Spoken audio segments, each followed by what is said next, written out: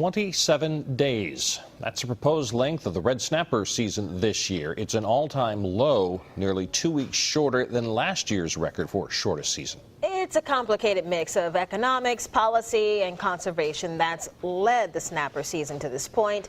Fox News reporter Matt Barrentine explains. Recreational fishing is an industry that hooks millions of dollars for Alabama. At the heart of that industry is the angler's favorite sport fish, the red snapper.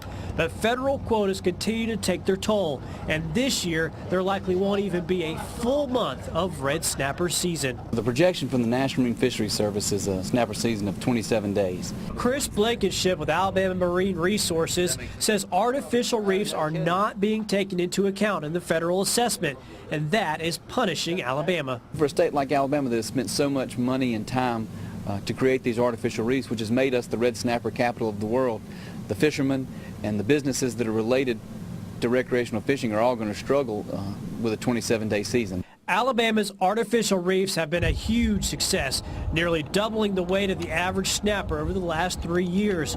But those bigger fish have an impact on the assessment. Essentially what happens, since the quota works on total poundage of fish, if you have bigger fish, you reach the quota sooner, and that means a shorter season. Dr. Sean Powers is on the advisory board that works with the quota. He says lean seasons are needed for the long-lived red snapper to fully rebound from the overfishing of years past. What we want to see is, are those older age fish getting into population? Do we have higher survivorship so we can see those older age fish so we can relax and increase the quota?